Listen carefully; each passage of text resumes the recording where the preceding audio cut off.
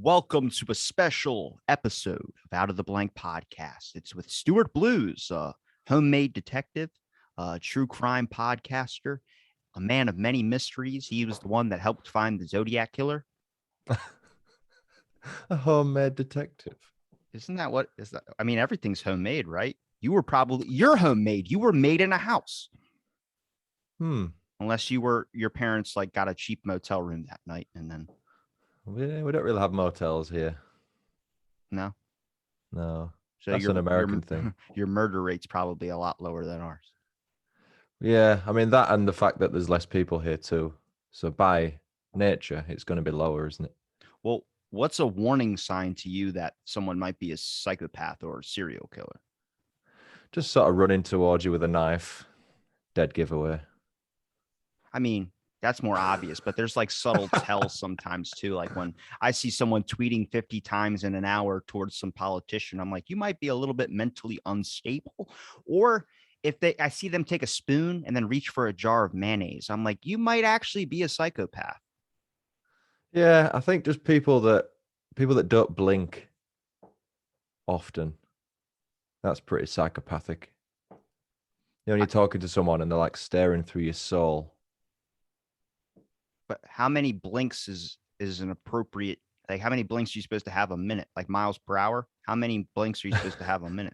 Miles per hour. Per minute, I would say, I think a blink every 5 or 10 seconds is probably average. So what's that? 6 to 12 a minute. So I would say anything less than 3 or 4 a minute, maybe. You have some weird standards on blinking.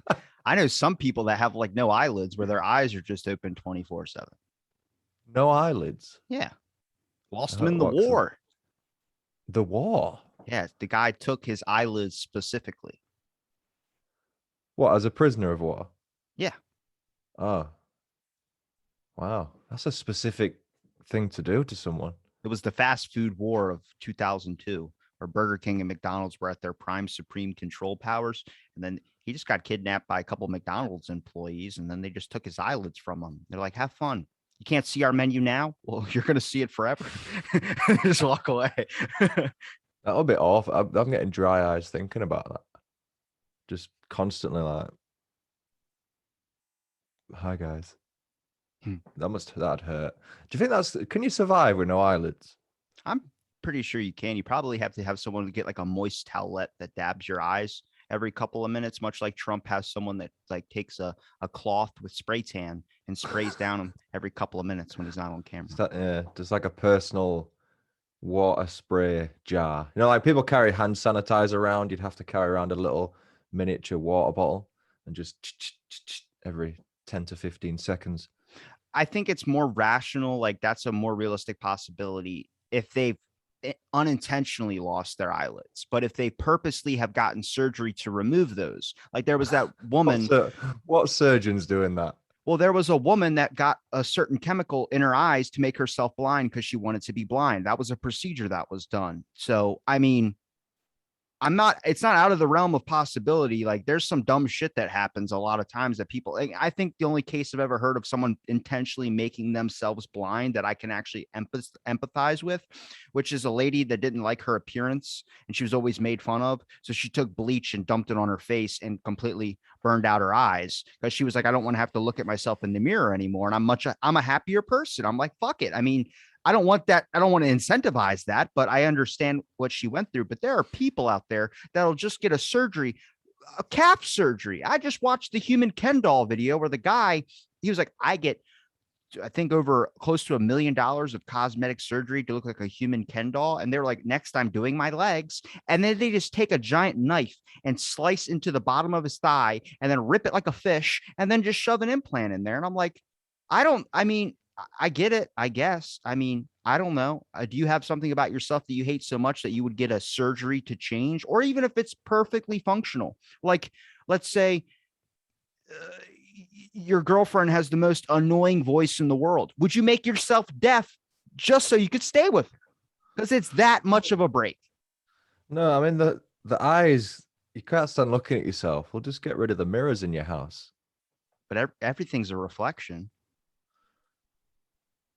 You're sitting at a diner ordering a nice stack of flapjacks, and this diner, and you know that you see the napkin holder, and it's the little metal shiny one, and you see yourself. Yeah, And but you're like, that's not that's like a distorted version of yourself, isn't it? it's I the think just getting rid of mirrors. What do you want to do? Do you want to get rid of the mirrors in your house? And on the off chance you might see yourself in a napkin thing at a diner, maybe don't go to diners.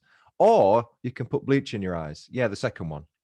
the second one does sound appealing, That sounds like a mental case and has come up with that. I have to say the eyes or her face afterwards, it looks very bad. Yeah, she'll look even worse now. Like this part of her skin down here, like under the eye bags that how we usually have, that's just permanently Mm, gone. Like it goes down to her cheekbone where her eyes just like melt. damn. It looks like you know, Batman with the clay guy who was like a puddle of mud, looked like a pile of Hmm. shit. Kind of looked Mm. like that a little bit. And I just go, I feel for this person because that's what people have. That's what happens to them, man. Imagine every single day you get picked on for one certain thing. This is why, like, I heard a story. I think the one time I think there's only been 2 times I think I've really cried on this podcast before. But one time that got me really close was a guy, my buddy Kelly was telling me a story of how he's playing Grand Theft Auto with this kid. And this kid was like a young boy, but he was getting made fun of because of his skin color. So he took bleach to his skin and he grabbed a wire brush and tried to scrape off the dark part of his skin.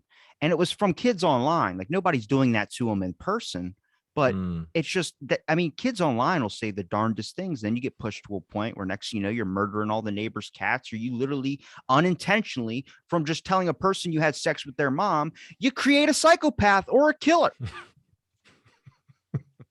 I'm not wrong. I'm not wrong. You know, people online are pathetic. Like you probably get the same as me. I get loads of trolls, but most of them, their hobby is trolling people. Yeah. Like that's what they do. They don't create content. They just try to bring other people down because they're miserable. So I've learned to spot the signs now, and I just normally put, you know, the emoji that's like a fish on a hook. Yeah. So that's normally my response because they're fishing and they want you to bite. Well, maybe if you weren't so wrong in all of your podcasts, like, come on, Oh, be mate, this has factual. nothing I to do want with to the know the podcast, day man. they die. I want to know what happened, the exact minute, what they were thinking, and maybe what they had for breakfast. You never include what they have for breakfast. That usually tells you if the person's going to be a psychopath that day or not. If Yeah, they're like, I'll just take saltines, you're like, hey, what do you plan on doing don't know later with that M16? what's a saltine It's a cracker. It's pretty good. cracker. Okay. It has no taste, but even expired, it tastes the exact same, which I'm like, that's a sustainable food. Hmm. So, you know, coming back to the eye thing, the no eyelid thing, I had a question in relation to circumcision, which links to the eye thing. Here's what's funny is I was thinking the same shit like 2 days ago. I was thinking about like, yeah, that's an unintentional thing. If you really think about it, like, yeah, just cut the tip of my kid's penis. Like that doesn't make Mm. any sense. And now But this episode is not going to be sponsored by YouTube. So great. that's fine. But the thing is, as far as circumcision goes, it's not common in the UK. I know it is in America, but it's not common here. Yes. It's not standard practice. And my understanding is when you have that, the phallus, if we can say phallus, is that the right word? Sure. Hardens, yeah, like a callus, Mhm. a little bit. Wouldn't that happen to your eyes if you didn't have no eyelids? What, your eyes would harden?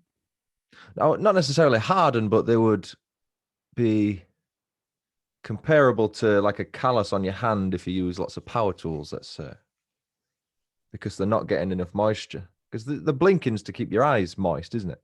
Yeah. But I think you would adapt. Like, you know, I'm not saying you wouldn't be able to see. You'd be able to see, like you can still feel after that procedure. So I'm told. But do you know what I mean? I know what you mean because I had a kid I used to ride the bus with when I was like in elementary school, and he was like, "I have one thing about me that a lot of people don't like, but it's pretty weird." And I'm like, "What is it?" And he's like, "My tongue is really long," and I was like, "What?" And then he stuck his tongue out, and it came down like Gene Simmons. It went all the way Yeah. down, way past his shin, and I was like, "What? How is that? Were you born like that? It's awesome."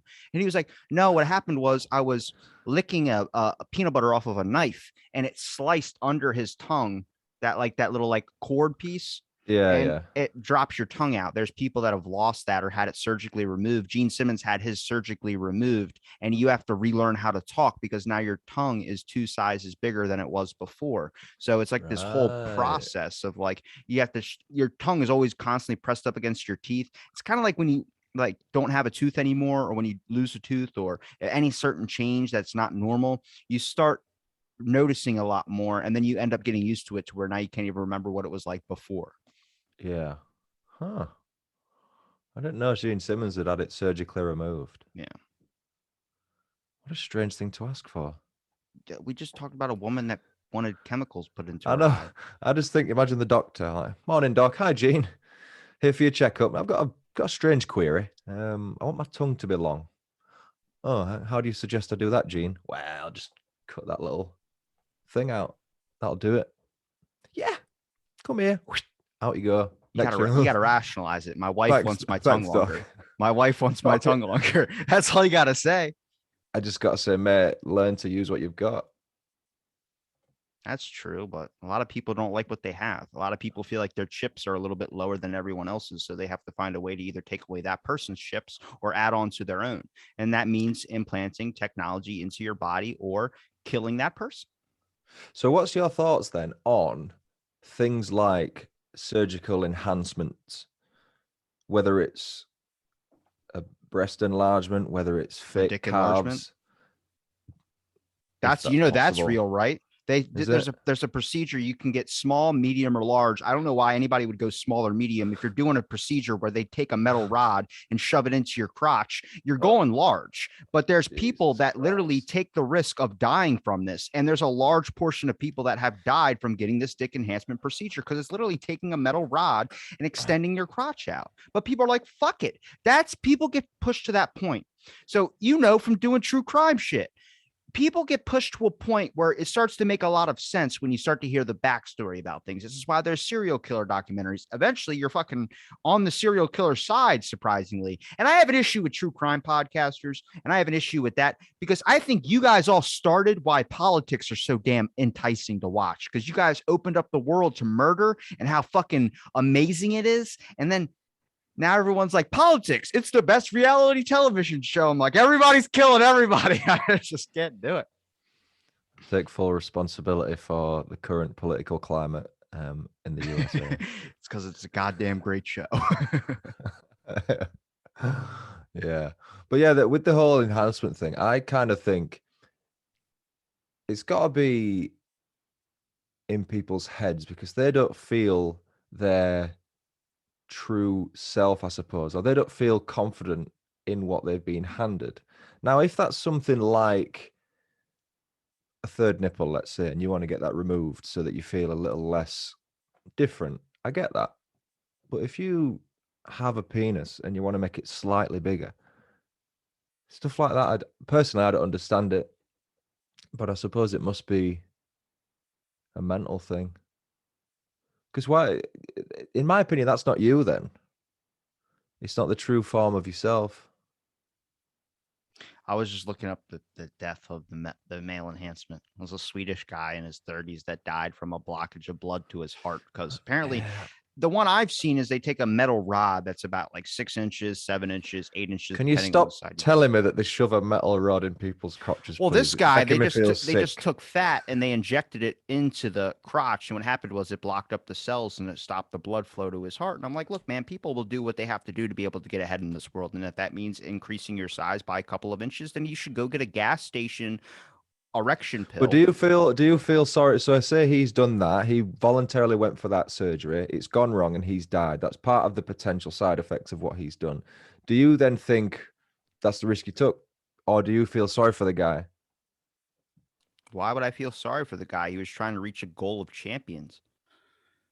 Do you Want to have feel sorry? I don't. slightly bigger dick? I have empathy for people when they gets to a bullying aspect, but when it gets to a decision where damn well you're just doing it just to get ahead in this world, then it's kind of like you understand the gamble. Like I watched a video, and this can kind of lead into like why I have an issue with algorithms. But there's alligators eating things, and then a horse kicked an alligator in the head and killed it, and I was like, I didn't know fucking horses could kill an alligator. That's nuts. And then that video led 5 or 6 videos down the line where I got into this weird dark dark hole where there's a woman that she was standing over an alligator pit on top of a rock, and she was climbing, and she was like acting like she was going to jump. It was going to be for a picture, and she fucking slipped and fell in. So this is on that Instagram page, Nature's Metal or whatever it's called. And all these alligators are down there, and she fell into the fucking water. Now I understand the pain of that, but also at the same time, just because you wanted to get a picture, you thought it'd be funny. I lack fucking empathy for stupidity. Yeah, that is stupid. Because how it's mad what people will do for a few likes on Instagram. They'll create this whole fake persona. They will. I've seen videos of people just on the street. They'll see a nice car, and without even asking the person who owns the car, they'll just pose outside it, or start filming a music video or something. And the owner's just filming them from the roof, thinking, I "Look think I at these saw that idiots." video too. It was like a blue Yeah. Ferrari or something like that. Yeah, just The did it on dude's- like The dude's strange. outfit matched the dude's car too. Yeah, I just don't get that, because everyone has problems. Everyone has things going on at home. Like, I don't get why you have to pretend that everything's fine. Like, if you don't post for a while, nothing's going to happen. Well, it's kind of like when I was in the beginning parts of this podcast, or this around the 300 mark. Yes, we're heading to 1,000. That's an achievement to me. I'm sorry, I had to say that in there. It's a fucking big achievement. Thank you. But around 300 episodes, I was talking to a lot of motivational speakers, and my issue with motivational speakers is like, not only like, when I think you're an author or something, I think the best way to sell your book is by not even mentioning your book, but just having the conversation or going with the flow of the show, because then it entices people to go be like, this guy was interesting to listen to. He didn't promote himself, so he must not be egotistical. So I'm Sell yourself, not the product, kind of thing. Yeah. So what I started noticing about motivational speakers was they do what I do right now. In this studio, I have a black curtain, but I'm sitting on a nice little ergonomic business chair that kind of looks professional, but I put a blanket on top of it that I got at a thrift store because I'm edgy. But you make everything look very, very professional, even though all around it might be chaos. So when I was talking to someone like this, and like even afterwards, I was like, why don't you show me the rest of the room that I don't see? And you look around, there's children's toys everywhere. There's a bunch of different things. And I'm like, this is stuff I think you should include, but it's all about the optics of how things look. You know, when you see a person on a subway wearing a suit, you think that they're working in an office, or they're working in some bank thing, or you're working in this type of thing. But then if you see a person, but if you see a person who's homeless, you expect them to be broke and worthless and not whatever amount of time that society just doesn't deem the right to give him the time of day, because it's all about optics of how it looks. Necessarily now people started to notice that it might actually be backwards. There might be undercover billionaires or millionaires acting as homeless people to catch this type of act. And it's all the optics of how things look. I mean, that's what I kind of like about getting close to 1,000 episodes, is I've maintained the same personality all the way through. So I'm not some fucking broadcaster like, you're listening to my ass on the morning. You know, it's not. It's just it's my thoughts, my opinions. You like it or you don't. But that's good. I think a lot of people do sell out and change. It happens a lot with bands. Like you release 2 or 3 albums, and then one will go massive, and then you'll just you'll change your whole sound. Are we talking Smash Mouth? No. You know who Smash Mouth is, right? I've heard of them. I couldn't name one song. Somebody once told me the world is gonna. Oh yeah, I've heard that. Yeah, Shrek. I know Shrek. that one. Yeah. Shrek. Yeah. They just did a recent thing, and someone was like, Smash Mouth is like just done.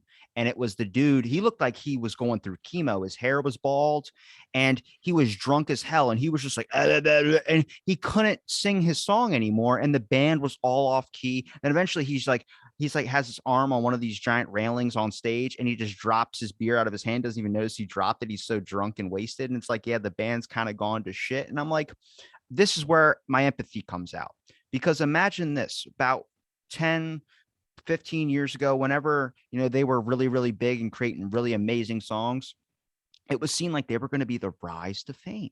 They were going to be this giant next level hit, kind of like how rappers are today. And then there was just other bands that eclipsed them, and they kind of didn't get the stardom. Now, if you have 1 million people at your feet saying Stuart is the fucking best podcaster I've ever met in my entire life, you're a Joe Rogan type. Then imagine if it all goes away. You start to see it with like Howard Stern. That guy, someone just dusts him off to say something, and everyone's like, and he just gets headlines. nobody really listens to that guy anymore because he's sold out. And it's Mm. kind of like once you have that fame, you've touched the nectar of the gods. And then now when it goes away, you're not ready for it to go. It's kind of like when I see Britney Spears. Thank God she's finally free. But even saying that, I feel like it sounds like she's like trapped in Guantanamo Bay. She was just controlled by her fucking crazy dad. But you see like TikToks of her where she's showing off her body and stuff, and she's older now. And it's like, it's not like how the younger Britney was. She's still gorgeous, sure. But you go, yeah, see, this is where it's like you got to kind of move on. It's kind of like if you base your whole entire life being a model or off your looks, you have to know that that's going to end. And this is why we see people that get cosmetic surgery and things to try and maintain it as much as possible. Yeah. Especially when you're a superstar from teenage age. And it's like you're a teen heartthrob, but then, like you said, looks go away. And I think the thing with Britney is her style of music isn't really in anymore. So she's living in the nostalgia world. If she does a concert, it's going to be people that are my sort of age that are turning up, rather than the younger kids who would go see someone like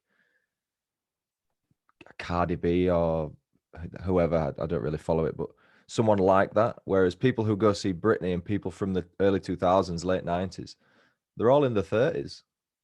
And it's never been her crowd. Her crowd was always kids. Her music was aimed at kids, but them kids are now adults with their own kids. And she's like 40 odd now. Well, she was like metaphorically, probably in the best description, cryogenically frozen in time.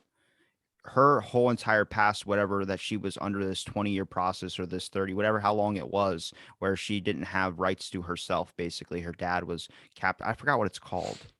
Conservatorship. I think that's what it's called. Conservatorship or something. Yeah. But that whole process and all that time that was she was under that's time she didn't really get to experience the moment of with society. It's like kind of like locking yourself away for 50 years and then trying to reintegrate in society. You only remember before you went away, not everything that happened in between. So she's been out of the loop for so long. So her style of content might have only been good for that time. And then Yeah. now it's like she's trying to have it done. And we've just advanced so far to where it's either comes off psychotic to younger generations or it comes off as nostalgia for the ones that got to experience it before she went away. But do you think that's comparable to Michael Jackson?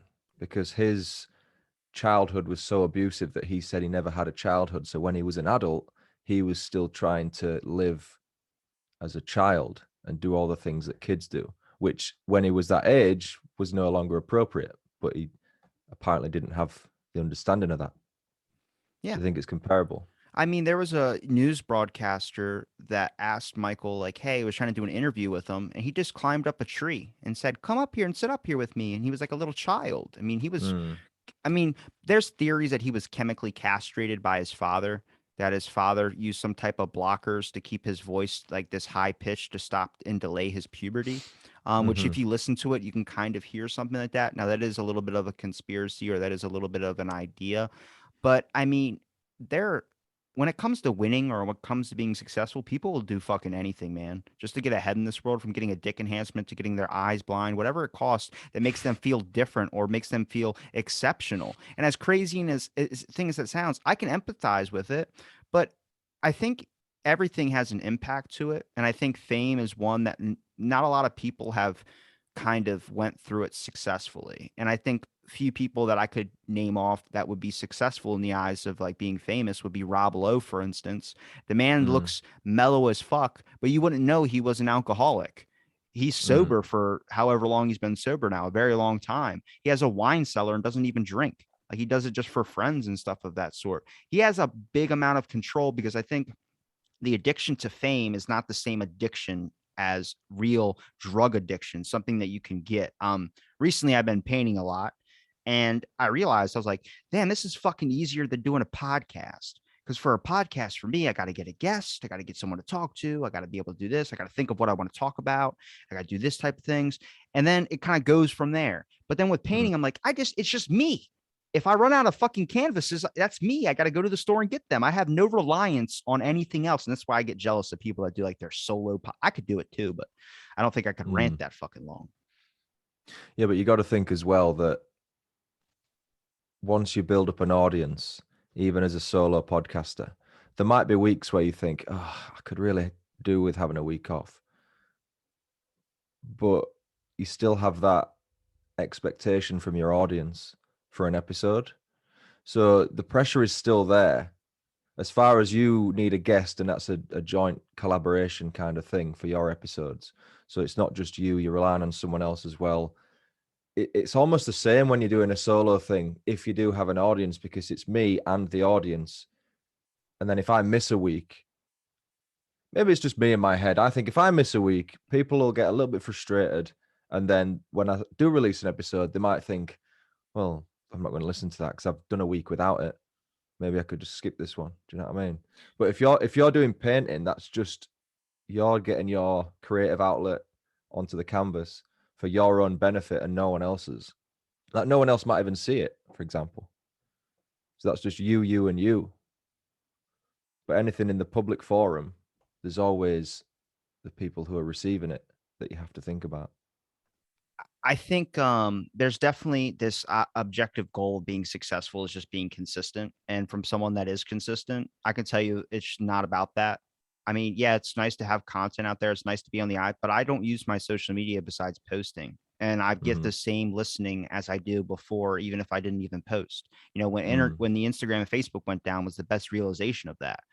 People still knew my content was going to be there, which takes a giant Yeah. load off my back, not having to worry about the social media aspect. Because I don't know from your perspective, but I fucking hate being on social media to do posting and Mm. following and do all these types of things. I'm like, It is annoying. Yeah, it is it, annoying. Well, like the like you, first 3 or 4 months I did mine, I was on there every day promoting it. But I'm in a position now where I don't need to, and the main posts I do on Instagram is like a preview a couple of days before, which is just telling people what the episode is, a quote, and then on the day I'll have a soundbite. yeah. Whereas before I was doing so much shit, and it got to the point where it was quite laborious, and then it takes the enjoyment out of it. Then, like I would have if I never had to post again on social media, that would be fine. But there are some people that rely on it. You have to bear that in mind. It's not all about yourself. There are some people whose sole source of new information comes from social media. It's like I have an email list that I send out every week, and you think, email list? Everyone's got social media. Some people don't. So if I don't send that email, people will forget that I've got a new episode out and they won't listen to it, even if they enjoy it, because they need that reminder. Well, then now you're building up an audience on the fact that you have to send them reminders, which now puts your invested time into sending them reminders rather than I don't remind anybody that I'm posting an episode. They just know to look for it. But You see, what's your key audience demographic though? I guess not a lot of them are on social media. I would say at least the consistent ones. I think it's just about being subscribed to a show. I mean, if people really care to But listen to your what sort of age range though? Is it your sort of age range? mine would probably be 30 to 45. And then I mean, I'm all over the board, man. Yeah, When Spotify gives me the things, it says like non-binary, it says 2%. Then I have yeah. 2% of my audience under 17. I can guess that 2% is probably this under 17-year-olds, but most of them is probably males or people. I mean, it's from all over, but I'm not going to Mm, hype up my analytics like everybody does. I mean, mine, I wish would say would be people my age, but nobody wants to listen. My age doesn't want to listen to kids my age. They want to listen to older people, or they want to listen to, it's mostly older yeah. people, but Hmm. from older people, they want to listen to the younger minds and see how they're thinking about things and hope that Hmm. God, that the world's not fucked. And I Hmm. mean, if you're looking at my show, it's not a good example of the world not being fucked when it comes to future generations. My guest is amazing, but I usually go off on some tangents that lead you going, what the hell did he just say? But I think it's important that, like, for me, and this is just for me, this isn't, I'm not giving a basis for every podcaster out there, but I don't like the social media aspect of it. And once I was able to really get that off my back, besides just putting up a post, if you think that our friendship is on the basis of if I like your post or not, then it might not be a friendship. I know for a fact, Stuart, and Hmm. I'll offer this to a lot of my guests and a lot of people I like to stay connected with is if you've been on more than once, I like you. And if you send me a Mm, message, I will respond to you. That's the yeah. thing is like, I'll use it for messaging and communication preferences, sure. But the ideal amount of time that goes into influencing or doing these types of things that people feel the need to be successful, it's good for when you're starting out, but then eventually once you're like, I mean, I'm close to 1,000 episodes. My content, you can find it just by typing in a random name and you'll fucking see an episode, because I've talked to so many fucking people that there's just that content out there. It leads you into more. This subscribing thing, it's very hard for people to do because they want to watch a video, then go on to the next one and not think about the subscribe button and stuff. But it's just about how much happiness are you willing to let go if it is upsetting you. Some people enjoy it. That's just not me. You know what I mean? I think that's a whole other, it's a task. Even trying to get guests for the show is just looking through and trying to get new people all the time. I'm like, do you prefer new people or do you prefer good content or just good conversation? Yeah, it's strange because I remember in my old podcast, I did a similar thing to you. I mean, we only got to about 10 episodes before it ended up folding, but it was a nightmare sourcing guests. So I just ended up getting in people that I knew. And luckily, they happened to be interesting characters. But when you're sourcing people online, you think this person could come on, you might not connect with them. You might think it's going to go one way and then it doesn't. But in your head, you think, oh, like I spoke to a paranormal investigator one time, lovely woman. And I thought, oh, this is really cool. You know, I'm speaking. But then you think most of my audience at the time was my friends and they didn't really give a shit. Or if I spoke to someone about football, soccer, like if people don't like it, they won't tune in. I think that's one of the risks you take when you have a generic interview style, well, not, I know you don't use that word, but a conversational style podcast with no specific niche, is that, like Joe Rogan, for example, I like Joe Rogan's show. I've not listened for a while, but if I go on and I see he spoke to someone and I think I don't like the sound of the guest, I won't listen to it. The past couple of good ones, dude. The past two, I think he's had 17-18 or 17-17. It's all about the COVID shit, which I'm not even going to talk about because it's going to get flagged off YouTube immediately, but he has the pull to be able to do so. But he invited the guy on CNN, where CNN's the network that filtered his face to make it look more yellow when he came out about having COVID. And he asked him about that. He goes, you know, your network's fucking lying, right? And the guy goes, I don't know what you're talking about. He goes, you called it this and it's not that. And he's like, it's just so tension. I'm like, why do I like that so much? I'm like, God damn it, the world has ruined me. I like the tension and the aggression aspect of things. But no one asks them questions. Or if they do, it gets taken down. What do you mean, Joe Rogan or CNN? I'm talking general public, general people. No one really asks them questions. And if they do, they get labeled by other members of the public as, you know, tinfoil hats and anti-vaxxers, conspiracy theories. They get put down by the majority public, or the sheep, as people call them. I think we're all fucking sheep, dude, to be 100% honest with you. I agree. There's a lot of information that we just don't have accessible. There's just a lot of different distorted perceptions, all because of someone has a bias in something. It's difficult because, like, I don't know, because there are sometimes I do like the interview type stuff. Like if I have a guest that I'm specifically like, I love what they do, I like to hit it with that. But as soon as they tell me that, like, I'll be able to do your interview, and I'm like, God damn it, what, all that wantingness to talk to you and ask you these specific questions just went away. Like, I don't like that word. That word is like a knife to my ears. But do you think that's to do with the whole pursuing something is more thrilling than gaining something or achieving something? The thrill of the chase. But what do we gain? What are me and you gaining besides just people? No, but what I'm saying is, if you think I want to get an astronaut, let's say, okay, so you've been back and forth with an astronaut, so you think, oh, this is going to be so good, like a fucking astronaut. This is going to be good. I hope he comes on. Like, if he comes on, that'd be so good. And then you're speaking back and forth. Eventually says, right, I'll come on next whenever. You're like, oh, right, he's coming on. Cool. You're not chasing him anymore. Yeah. You've got that now. So it's almost like a plateau. You're like, oh, okay. Well, it's like if you ate peanuts every day, then one day you found out you're allergic to peanuts. And you're like, damn it, I can't have peanuts anymore. And you just want the need to get the peanuts. Or actually, a better example would be like, is if you never ate lobster and then you were allergic to lobster, you found out, then you would want lobster. Yeah. Well, you always want what you can't have. It's just human nature. And the thrill of the chase is generally more exhilarating than actually acquiring something. Back to Gene Simmons' tongue getting longer. You get it? You said thrill of the chase and then not having something you want. Okay. Um, But, you know, how, but, I'm sorry for being selfish, but how are you doing, man? We haven't talked in a long time. I know you had some stuff going on. We don't have to talk about that, obviously, but I just want to see. yeah, we're doing good. The podcast is doing good. That's the main thing. That's what I'm focusing on. But what I've started doing as well, as you know, is started filming again Yeah, because it's been just creating crucial. shorts.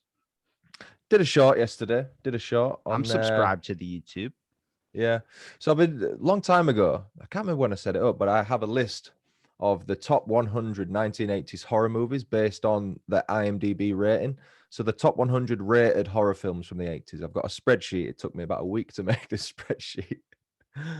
And I've been working through them one by one and just doing like little 60-second videos on TikTok and on YouTube Shorts.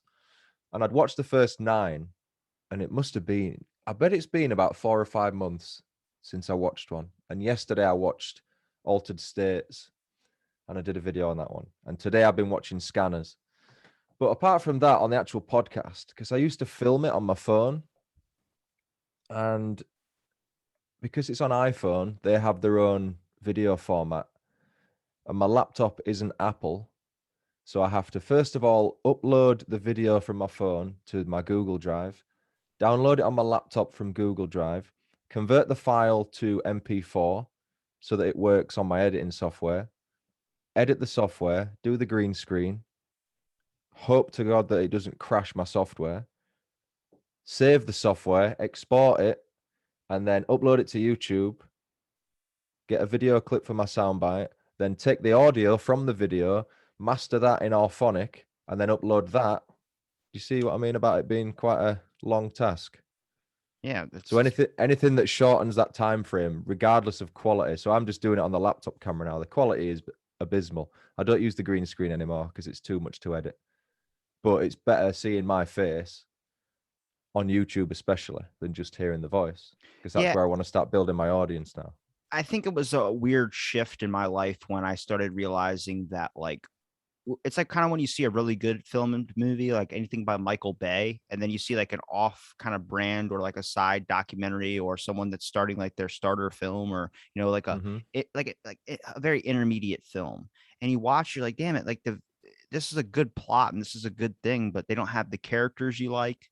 They don't have the video quality that you like. But I'm like, dude, I've heard some of the best information out of people that just don't really give a shit about Mm-hmm. like what they look on camera. I don't ever want to really upgrade to a more visual thing, even though it doesn't take much. I don't want to change the background a whole lot. I just want to make it comfortable to where you don't feel out of place, because then that messes with your content.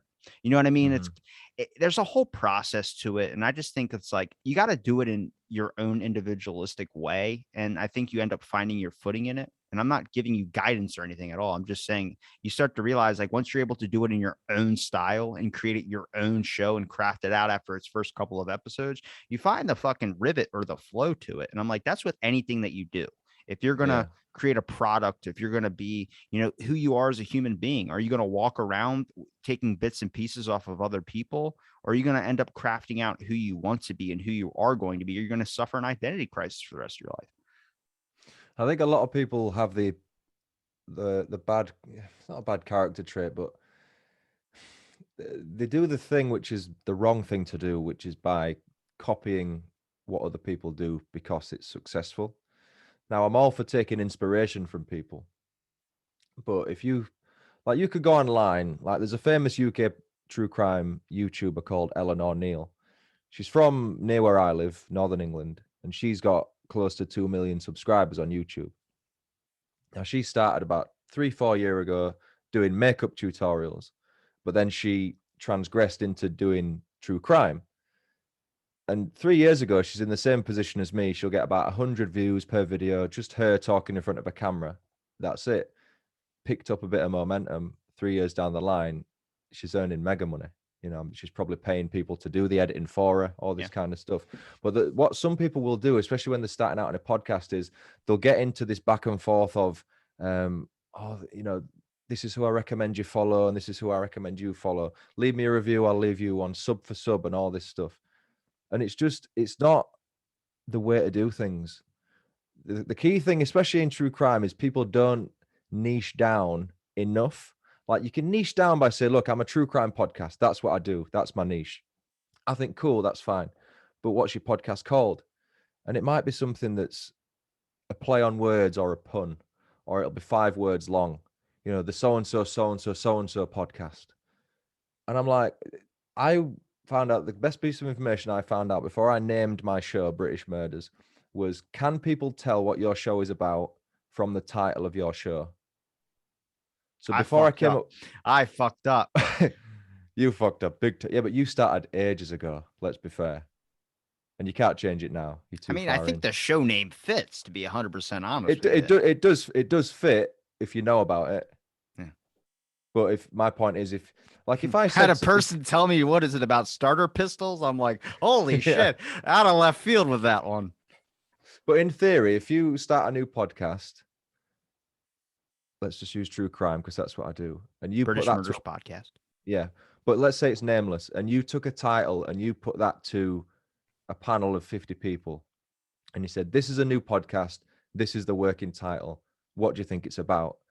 They should be able to say, like British Murders, well, it's probably a true crime podcast based in Britain, I would guess. And you'd say, yeah, absolutely right.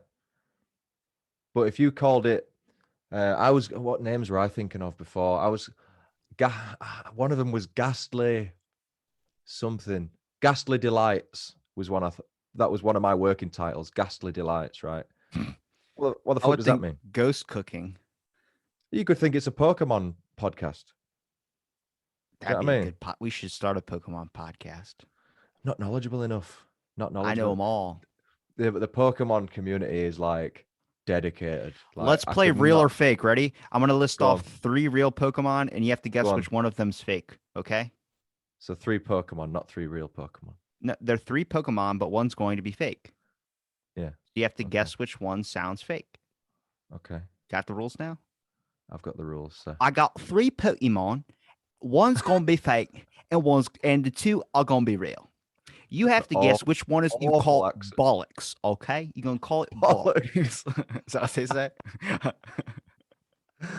Brilliant. Go on.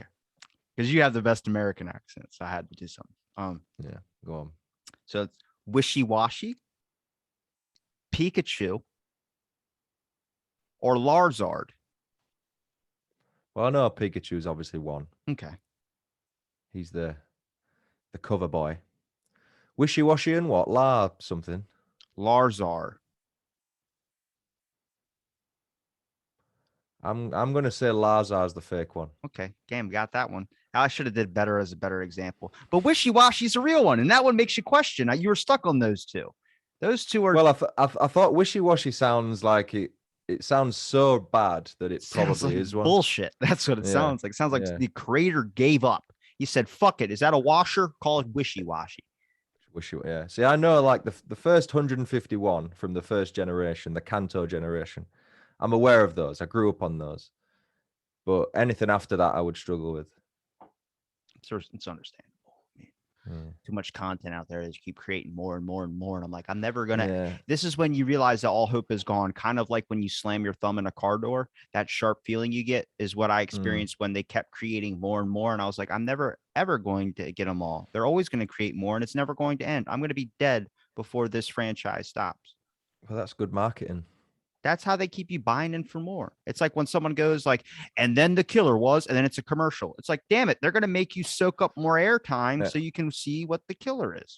But Pokemon is one of the most genius business marketing plans as far as making people buy more games, because they sell 2 versions of the game, the same game, 2 versions of the game, and they restrict the Pokemon you can get in each game. So if you want to get all of them, which they tell you have to catch them all, you have to buy a second game.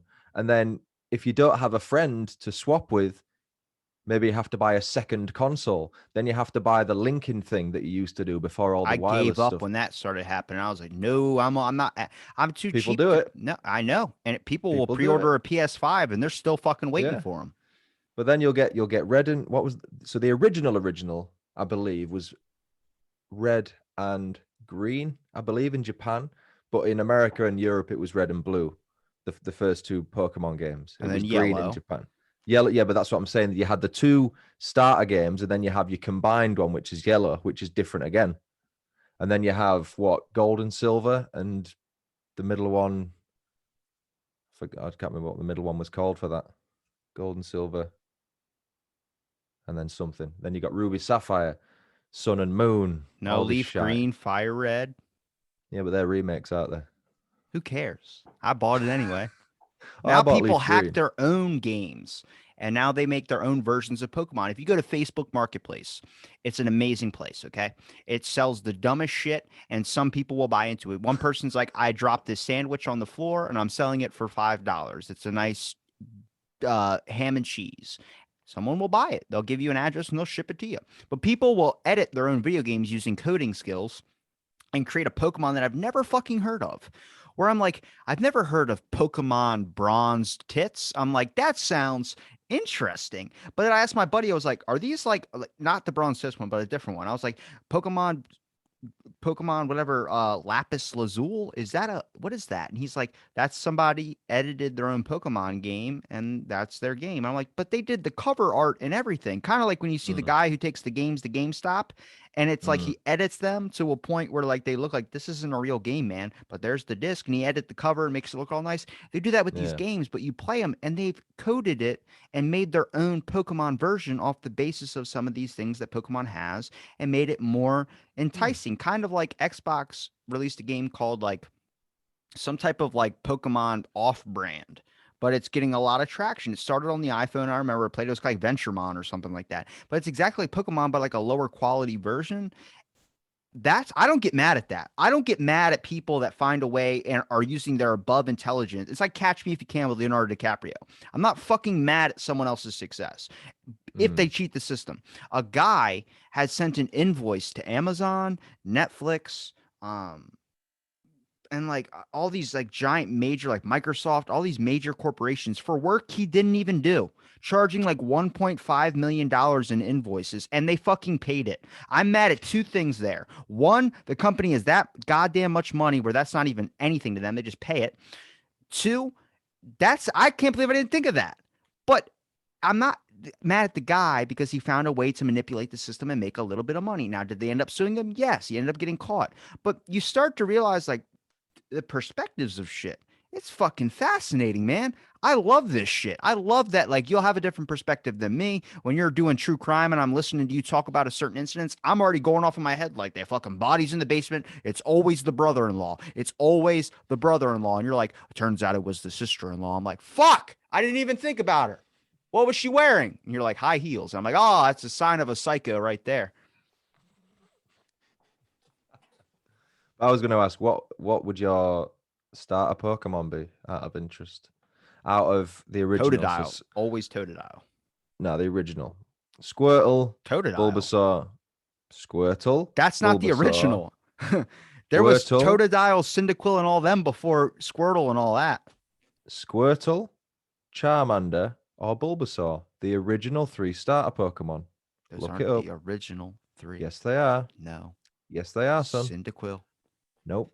That was the very first Pokemon I played, so that's original to Yeah, me. because you're younger than me and I was there for the original, mate. I have still got an original Game Boy with Pokemon Blue, and I can tell you for a fact Charmander, Bulbasaur, Squirtle.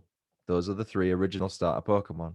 I Fact. probably pick If you like Totodile, you'll probably want Bulbasaur because I assume Totodile, being a crocodile, I guess, is a green leaf thing, Totodile's an alligator. but it's called Totodile. Yeah, he's an alligator. He's a water Pokemon. Right. So Turns why is into it not called? Crocnall, a giant fucking alligator with like. Actually, no, he turns into Feraligator. Yeah, that's what it is. Their fucking names are fucking intense back in the day. So his name is Totodile. I'm not fucking So, talking Pokemon with you. so you'd think he's a crocodile, and he evolves into an alligator named thing. Yes. Weird.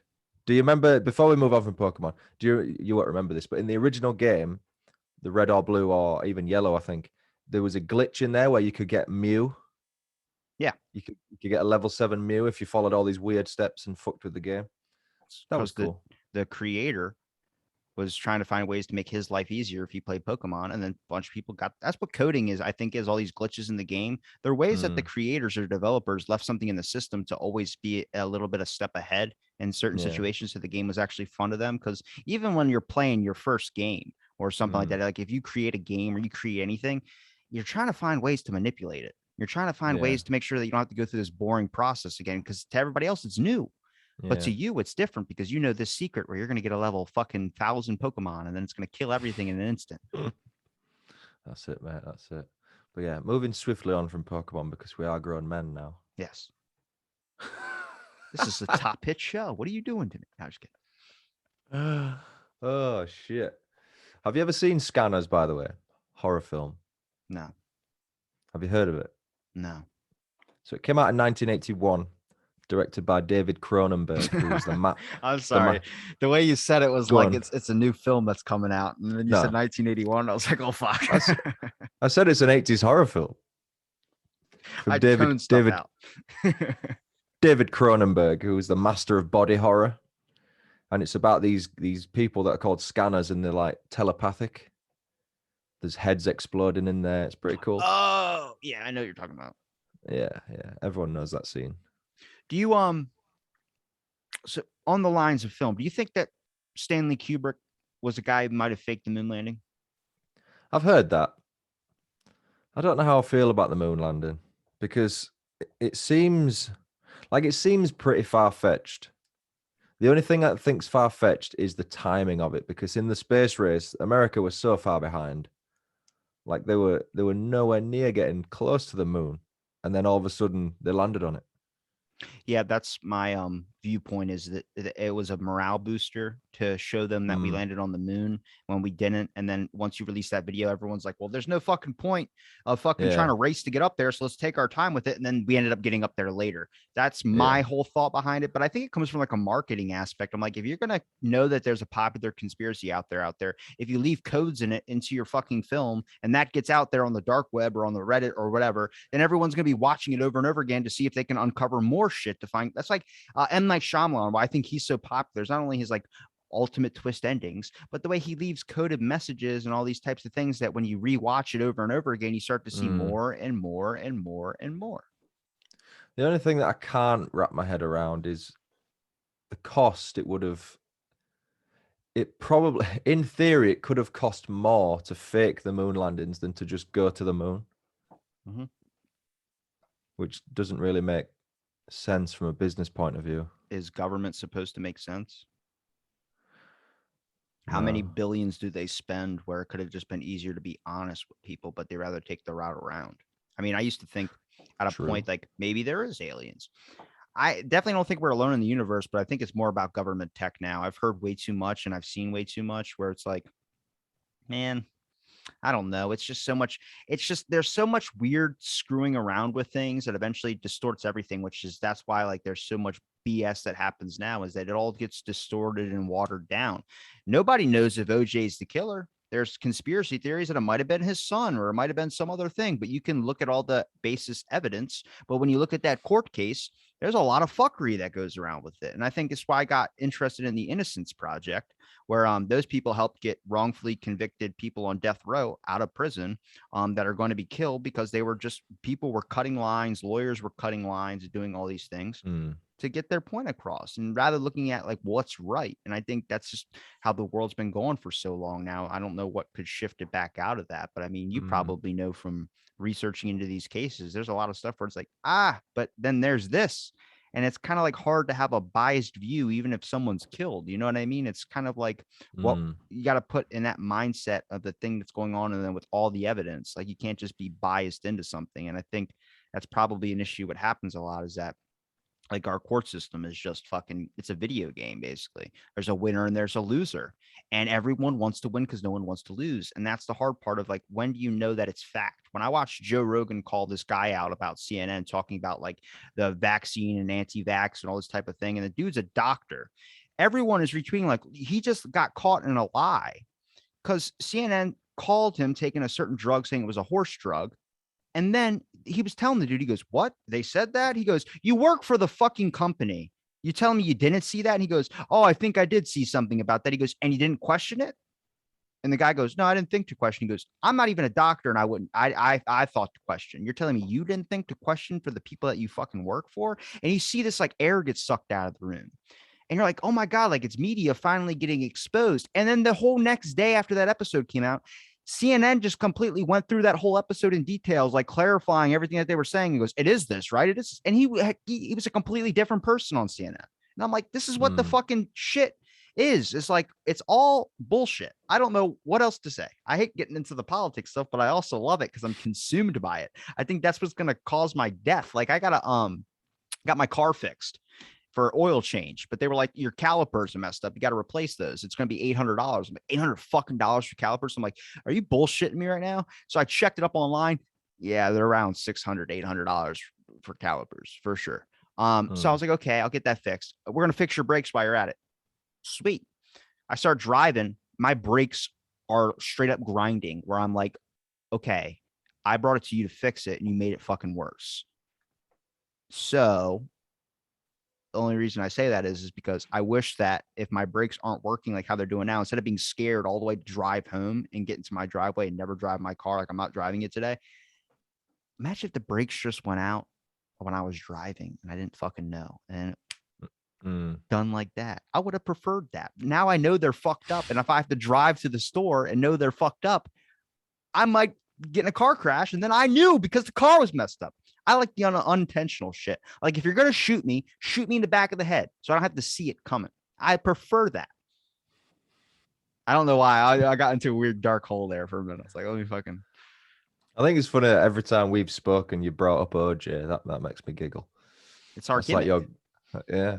But I was going to say, I found out recently about how bad the American prison system is, as far as it's written into one of your amendments. I don't know if it's the 12th or the 13th or something, to say that, you know, the one that eradicated slavery, I think it was the 13th amendment, something like that. Anyway, there's a law that eradicated slavery, but there's actually a little subtext within that law that says apart from within the prison system. So apparently all the prisoners are just forced to do all this labor, and there are all these statistics about X number of vehicle parts are made from prisons. It's like your license plate that says freedom on it is made from a person in fucking jail. Yeah. So it's like a sweatshop. Like all these people and they're putting people in prison so they've got this free slave labor, which is pretty fucked up.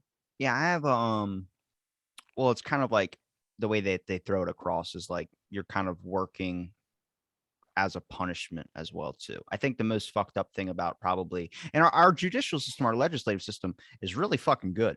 Because it works to the point that it's modified to work. But is the modified version of how it works right? Not really. But it's pretty through and through. It's the reason why Bill Cosby's out today. He got out on a technicality because our court system is set to be as strict as this type of thing is. He wasn't supposed to be tried in a criminal court. He was supposed to be tried in a civil court. But then eventually more evidence came out where the guy lied in his deal and said, fuck it, I'm going to take you to criminal court, which is illegal. And that's why he's out free. But the worst thing probably about our judicial system, or not our judicial system, about prisons, for instance, not only the experience that they go through, but just the isolation. I've heard way too many accounts of kids like my age. At the time I was reading this, I was probably 17. So a kid that's 23 years old or something that was in prison since he was like 16 or in jail since he was 16. He got tried as an adult, and he spent a lot of his time in confined isolation. That when he finally got released, he just locked himself in his bedroom. He slept on his floor. He threw his bed out the window. He threw his TV out. He did all these types of things because he could not function again. And after a month of being home, he killed himself. Because there's a weird, like, you know how like if you're, you know, people say it must be hearing things. Well, you know, there's sometimes at night you'll be sitting out like smoking a cigarette on your back porch or whatever, and you'll hear something in the grass or something like that. And you're like, what the fuck was that? You know, it's nothing's happening, but your mind starts creating this reality that's not really necessarily there, kind of like a little bit of schizophrenia in a way, or paranoia. Now, this kid was experiencing things of that sort, which happens in isolation when you're confined to a spot with no sound, no vision, none of this type of stuff, and you're kind of just in the room, and your mind starts creating these false kind of perception and this reality that you basically go insane. It's part of my issue with mental institutions, because they put you in padded rooms. You don't hurt it yourself, but you just freak out, and they come and get you like a timeout. I don't think timeout's necessarily beneficial when it's over an extended period of time. I think over 10 minutes, sure. 15 minutes, sure. A kid can watch the fucking microwave clock go down until they're out of timeout. It's better than putting soap in their mouth, sure. But when you talk about extended periods where people are locked in there for weeks, sometimes months, the insanity starts to creep in. And that's what's really fucking hard, is once that insanity starts consuming your brain, it's very hard to make that go away. You can act like a normal person in everyday life, but we all have those moments where we're fucking weird as shit. Like every single person is, like, if you're super high and you get super weird when you're high, or if, like, I was watching Doom Patrol last night, the new episode of the new season that whatever just came out. They're all smoking weed, and they're like, just start freaking out, start dancing and like just singing weird words and just being like, if you were like sober walking into the room, be like, what the fuck did I just step into? And then let's translate this even farther. You want to go down the rabbit hole with me, Stuart? You want to go? Let's go. Let's go to the middle of the desert where fucking people are dressed up as animals, fucking each other. Imagine being a person that's not in that group walking in. You'd be like, what the fuck is going on? They're all into it. You're not. That's the insanity. That's become normalized. It's like Bohemian Grove with all these politicians that are sacrificing a statue in front of a owl god or whatever, burning a little wood effigy.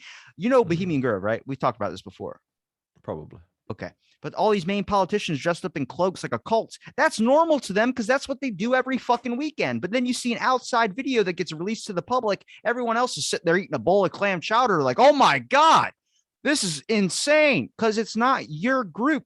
That's why when you see people that have kinks, people that are like in dominatrix stuff, all this type of stuff, you notice how it's so normal to them? It's because that's their group. Murder is normal in your group because you guys talk about it and you guys focus on it. It's not normal to a lot of people, where you see the meme of a person that goes, you're British. It's just like on their shirt, British, whatever, not British. They said like crime podcaster or something, and they'll be talking to someone. Did you hear about how they found the body in the basement? And the person's like, what? Because that's not normal to them. It's normal to you because that's now your group. And then when people go like all this giant like issues with society and how like the white man must pay or whatever, this type of shit, it's because the group that you're in, all they do is focus on this. This is why you're supposed to talk to other people that necessarily don't believe in what you believe in, for an exchange of cultural ideas. And then we can boil that down so finally you'll be able to understand why someone dresses up as a fox and fucks someone that looks like a bunny. It's, what is that? They're predator and prey, but you're doing it anyway. And my buddy lives in Oregon. He's like, yeah, there's people that dress up as animals all the time around here. There's a large furry population down here. To me, that's fucking nuts. But to him, it's normal because he lives there. And it's like, you see, your community is a part of you, and you become a part of your community, and things start to be normalized. And then with the insane thing from the mental institutions, that's so crazy, because your mental well-being and what gets normalized is a long, easy process, but to try and fix it is damn near impossible. Where to fix schizophrenia for the longest time was to give you electroconvulsive therapy. You had to get a literal physical shock to your fucking dome whenever you would start feeling urges of schizophrenia to fix you. For the longest time, you had to be strapped to a chair with your eyes like peeled open like Clockwork Orange. And that's how they would fix these mental issues. They would give you a lobotomy. They would do whatever they possibly fucking could to stop you from having this experience. Because, man, it's tricky. And that's when I start having empathy for people in the world when it comes to social media, because it's just, you don't know what to believe anymore. You don't know what's real. And it's like, I don't know. I don't know where this tangent was going into, but I thought I had something. But you see what I'm saying, though? Like the mental well-being of things is very, very easy to fuck up, and it's so hard to fix. where you can start relating things, and we'll swing it back around to like your podcast, for instance, when you're talking and you're looking at all these things. Now, for you to easily mention to me that a baby or someone was killed, I'd be like, oh my God, it's fucking horrible. You're like, it is horrible, but you've seen so much of it where it's like you feel like you're a coroner working around dead bodies. Eventually you start fucking with the toe tags, and next thing you know, you're putting them in weird spots and making them drink tea together. You know what I mean? It's nothing new. It's just old shit. It's just been desensitized. Yeah. Because you see it all the time. But I think if I walked into a group and there was a guy dressed as a fox fucking someone dressed as a rabbit, that'd be pretty weird. Because we don't experience that in our everyday life. Yeah. Yeah, that'd be pretty strange. When people don't have conversations, I find that weird because I have so many. But people can't because they think it's my way or the highway. They're not prepared to accept they're prepared to hear an opposing point of view, but they're not prepared to discuss it like an adult. Yeah. Like people will come in, like on TikTok, I'll put a video up. Someone came in the other day and said, "What the fuck? You should not be doing a true crime podcast if you know this little about crime." So I was like, how much hate do you get? Oh, I get loads. Yeah, I get loads. I thoroughly enjoy your show. Yeah, but people do. And people that don't, whatever. I really don't care. I go back to every episode. Good. Thank you. Now, here's the real question. Why don't you listen to every single one of mine? I'm just kidding. I'm fucking around. Because I don't have enough time. I knew that was going to be your answer. No, but the thing is, like, so I try. It's a little hobby of mine. If someone comes in with hate, my hobby, my goal is to try and turn them around and actually become a fan of mine. Like the amount of people that come in with a bad comment and end up following me is just hilarious. But this person was like, "Get the fuck out of the true crime game," and all this. And I went back and said, "Care to elaborate on what you're talking about?" Started going on about all this shit. So I was just having a normal conversation with them. But they try and be quite condescending because this person claimed to be within the legal system of both the UK and the US, so their knowledge was better than mine. It's like, look, I never claimed to be a lawyer or a judge or anything, but you know, and I would reiterate what she meant by something, and then she'd be like, "Oh, here's you telling me what." It's always good when someone tells me what the law is when it's my job, and I'm like, I'm not telling you what the law is. I'm just, and it was like talking to a child. And I said, "Look, you're the one that came in saying, get the fuck out of podcasting if you know this little about crime. You don't know anything about me."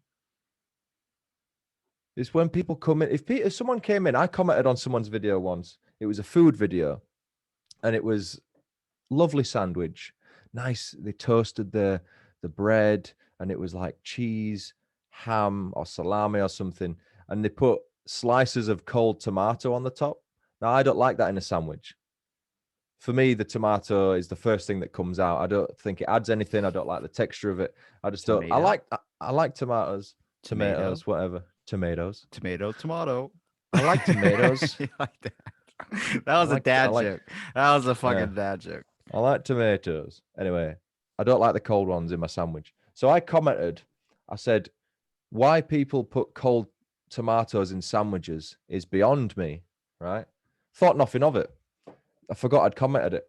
So the creator comes back and said something like, "Why people feel the need to leave rude comments is beyond me." So I was like, which bit's rude? "Oh, if you don't like it," then people were commenting on the thing telling me to like fuck off. If you don't like it, go away and all this shit. And I was like, dude, it's a good fucking sandwich.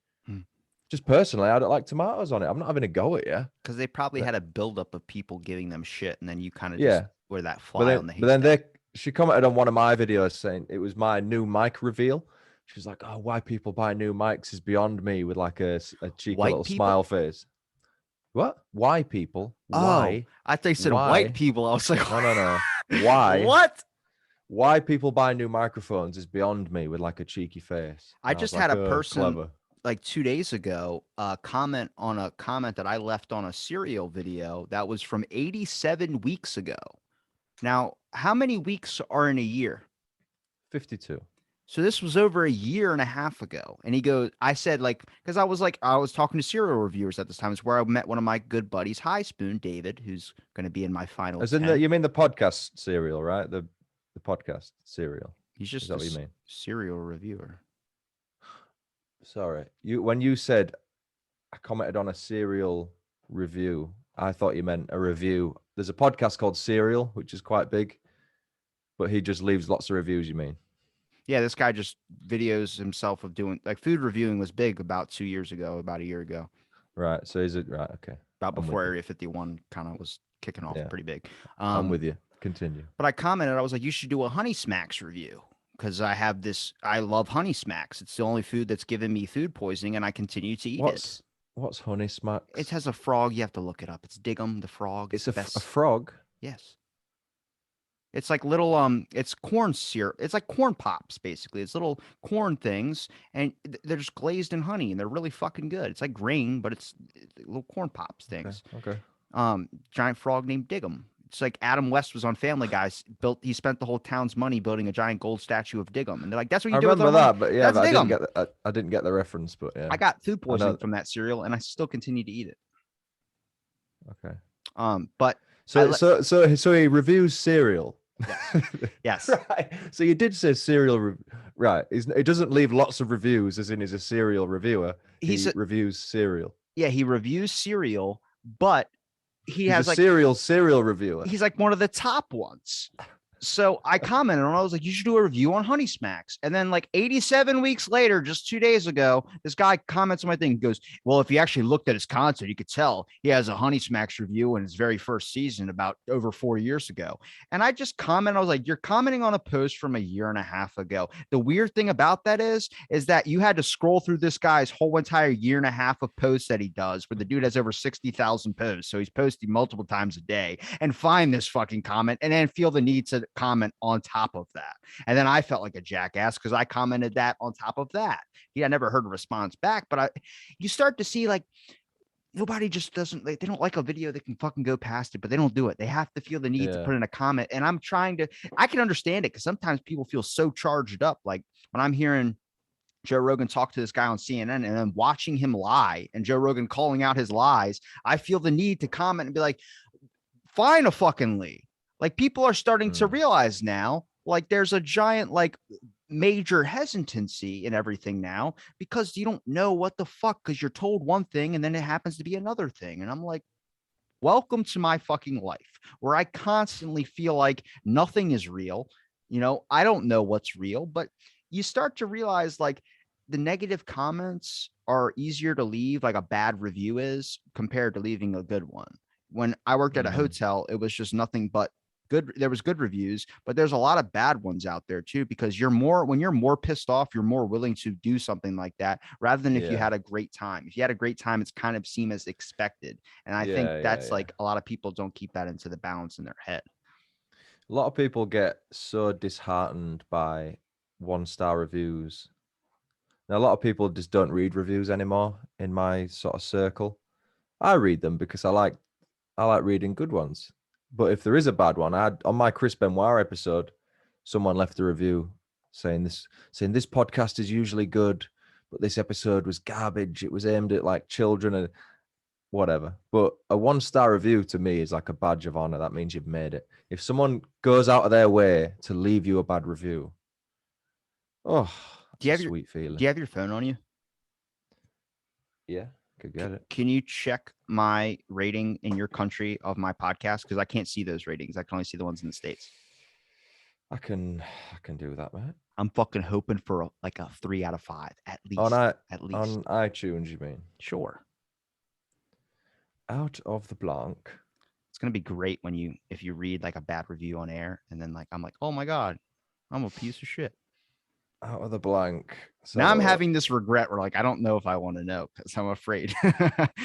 If it's above a 3, tell me. If it's below a 3, then don't fucking tell me about my rating. So you have 10 ratings. Oh my god. Your average score is 4.6 out of 5. Who gave me a bad review? I'll tell you. Is there one person or is it multiple people? 1 star. So it's from Stuart Blues, who said, ouch. No, I'm kidding. There's 10 ratings, but there's 1, 2, 3, 4, 5, 6, 7, 8.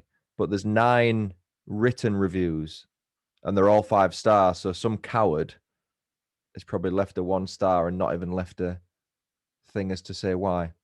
In the States, I got a past guest. She left me a review. It was a really heartfelt message. Like this is an amazing time being on the show. He let everyone talk and it was a great experience. But then I guess she didn't understand, but she hit the 3-star instead of doing a 5. And I was like, I got damn. one recently that they left me a really good review, but it said 2-star. And I was like, I don't know if you did this by accident, but, or maybe it's just, you loved it, but it's, how do you get a 5-star? It's kind of like when I eat clam chowder. There are some clam chowders I have where I'm like, I like it. I don't love it. You know what you can do? There's a website called Chartable. Yeah, but you have to pay for that now. Well, I still get a weekly letter from them, but I don't ever read it. I get weekly letters from like everything. I'm like, God damn it. As long as you don't text me, I don't care because I never check my email. Email is like too professional for me. I'm not about the email. And it sucks because when I'm reaching out for an academic, they're like, I don't ever check my Twitter. Could you email me? And I'm like, oh, dude. But email feels more personal. No, it doesn't. Just send me a DM. That's personal. No. It's personal. I have to write you an email that says sent from my iPhone below it. So then I have to erase that. 100%. So what you can do is you're just like Brett Weinstein. Brett Weinstein sent me an email back. He's like, yeah, hey man, I'd love to do your show, but like, can you send a more professional, like, guest waiver thing? And I'm like, I do this for fun. Sorry. I get you're like an astound evolutionary biologist, but he was like, hey, at least he got back to me. He said once his book released, he's done touring with it. He might do the show. And I was like, that's all I wanted. Vanilla Ice said maybe too. Oh, that's cool. Yeah. But there's they might not have it on this one. On Chartable, they had a thing that would tell you your rating in each country on Apple. So you can see what your rating is in the UK, but I think you have to pay for it now. On me and Stuart's podcast, say fuck you 5 stars and then 5-star. Yeah, say that. Leave him a 1-star so it hurts him. Well, for both of us, if they leave us 5 stars, but then they get to express their anger in the message. People are like, why are they they're rating them 5 stars, but everyone's got a horrible. Everyone's got You can leave me whatever fucking star you want. I left you a 5-star. Thank you. Pretty sure I did. Might need to check again.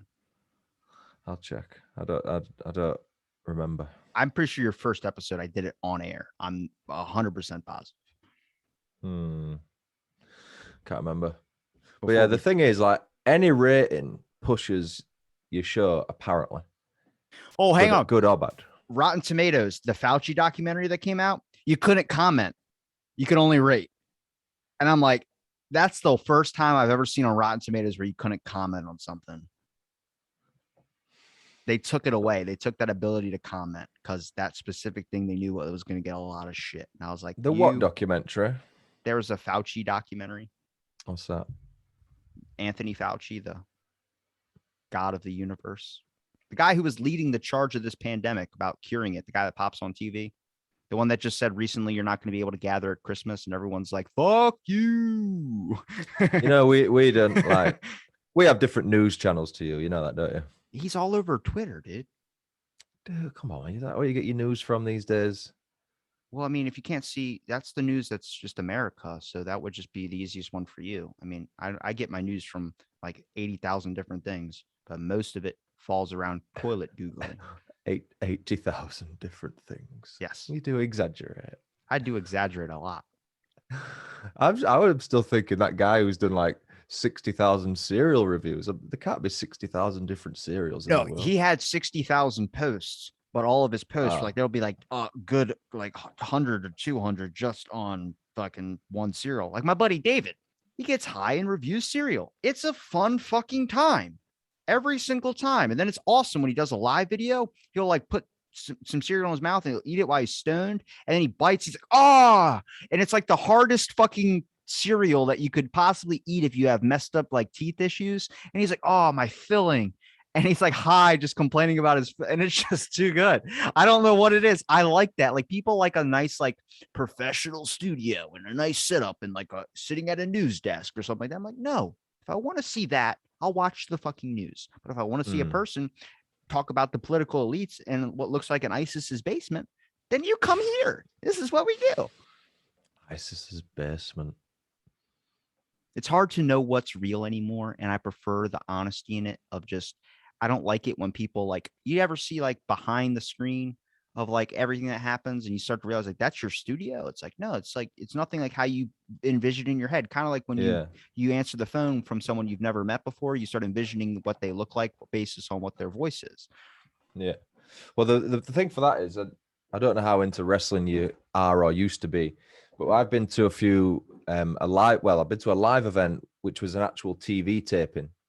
Now, when you watch it on TV, you'll hear the music and you'll see them coming down the ramp, and then you'll see them in the ring and all. Then it got a commercial and all this stuff.